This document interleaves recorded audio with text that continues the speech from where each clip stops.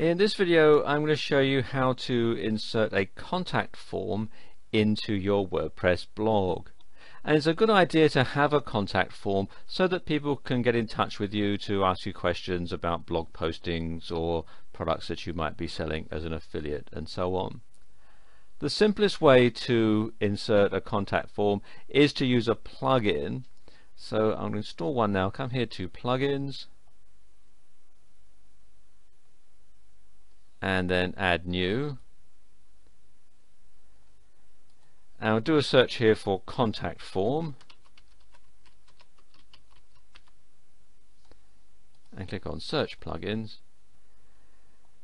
and as you can see there are a whole lot of different contact forms that you can have, but the one that I like is this one here, Slick Contact Forms by Lee Chestnut.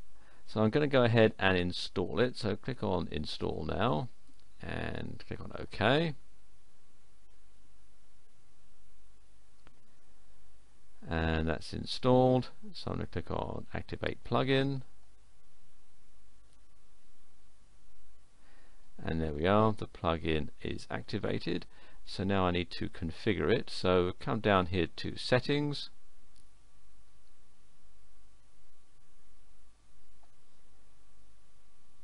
And Slick Contact Forms, and then you can fill out what you're going to have on the contact form and email. The default email address for receiving contact emails, this will be set up as the administrator's email, but you can change it if you wish. And you have the email subject. I'm going to say from Sam's blog.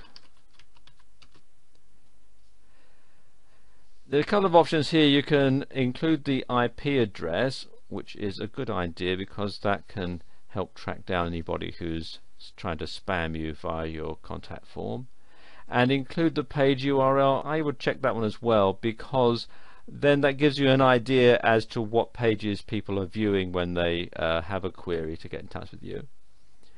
Then you have the options you can have after the form has been submitted. You can have what they call the Ajax message, which basically you can type in here. The default one is thank you, your comments have been received. The error is error, please try again, and the invalid is there was an error verifying your details. And then you've got the validation messages, input required, and enter a valid email.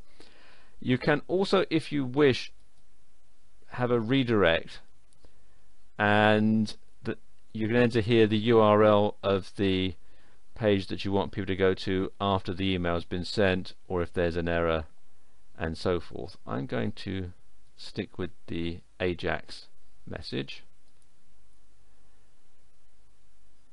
and then click on Save Changes. There we go, the settings are saved. So I go back to the dashboard, and then I need to insert a widget into my main page so that the contact form can be activated. So I'm going to click here on widgets, and then scroll down till I find the Slick Contact Forms. And what Slick Contact Forms do is it adds a floating contact form, which means that it's not actually included in a sidebar, even though you have to actually include the contact form in a sidebar. You'll see what I mean in a minute. That doesn't make a lot of sense, but you'll see what I mean. Okay, first thing to do is to slide this in to the sidebar that we're going to put it in. So just ease it up here. I'm going to put it in the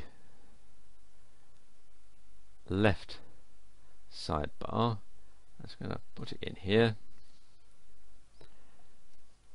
and then configure it here. You can have either as floating or slide out. I'm going to have it as floating.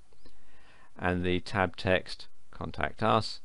I'm going to leave the width and the other things here set at the default settings, and the skin I'll leave that as black because that will fit in, but you can change it if you wish.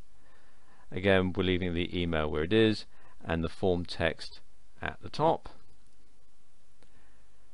Again, in the text box, the name and email that's required,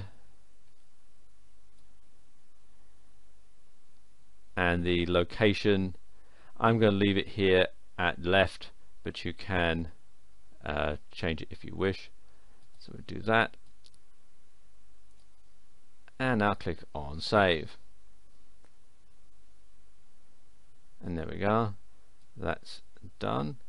Now if I go to the blog site, you can see that the contact form is floating right here. I'm using a very small screen resolution for this. If you're looking at it on a larger screen resolution, you'll see off to the side and it won't obscure the name of the blog. And if I click on it, you can see we have the space for people's name and email and their questions or comments, and the submit button and so on. So let's just enter that in and then click on submit. This is processing, and there you go, it flashes up, your comments have been received, and if I click there, that just closes that up. And I've rectified that problem now, so it's not obscuring the name. One thing I didn't explain earlier is what it means by floating. As I scroll down, you see it follows like that. Let's go back to the top and I'll show you something else. We go back to the widgets page. If I decide to have that as a slide out and then click on save and then refresh, you can see it moves over right to the side, and then when I click on it, it slides out like that, and I click on it again, it'll slide back in, and as I scroll down you can see it stays stuck to the side like that. They do ask for a donation if you use this on a regular basis, and there's a donate button in the setup area.